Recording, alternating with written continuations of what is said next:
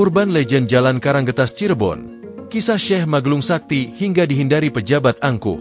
Jalan Karanggetas di kota Cirebon dikenal sebagai salah satu urban legend yang masih dipercaya hingga kini. Mitos yang beredar menyebutkan bahwa pemimpin atau pejabat yang melintas di jalan ini akan kehilangan jabatannya. Bahkan, kesaktian yang dimiliki oleh pejabat tersebut juga diyakini akan sirna. Legenda ini berasal dari kisah Syekh Maglung Sakti, seorang tokoh yang dikenal memiliki kesaktian luar biasa. Syekh Maglung Sakti berasal dari negeri Syam dan memiliki rambut panjang hingga menyentuh tanah.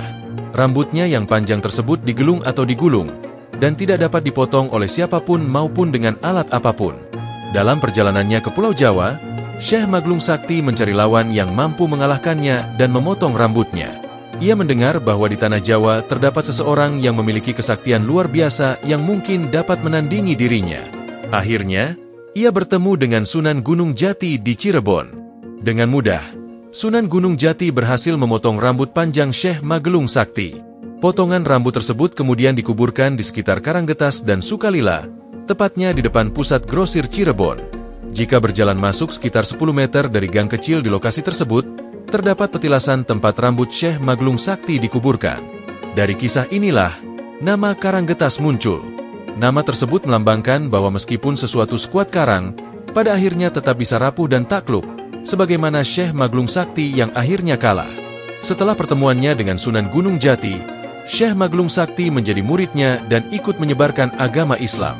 Ia pun menerima kenyataan bahwa rambutnya telah dipotong, yang kemudian melahirkan istilah Sukalila, yang berarti sudah ikhlas atau rela.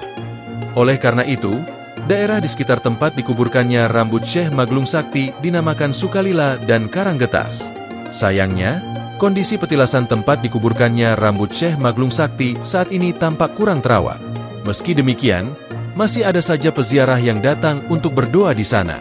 Sementara itu, makam Syekh Maglung Sakti sendiri berada di Desa Karangkendal, Kecamatan Kapetakan, Kabupaten Cirebon. Setelah menjadi murid Sunan Gunung Jati, ia diperintahkan untuk menyebarkan Islam di wilayah Cirebon bagian utara. Di sana, ia menetap dan dikenal dengan gelar Pangeran Karangkendal. Kini, Jalan Karanggetas telah berkembang menjadi pusat bisnis di kota Cirebon.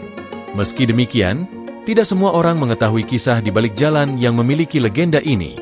Entah karena kisah tersebut semakin terlupakan atau memang belum banyak yang mengenalnya, sejarah Syekh Maglung Sakti dan rambutnya yang dikuburkan tetap menjadi bagian dari warisan budaya yang menarik untuk ditelusuri.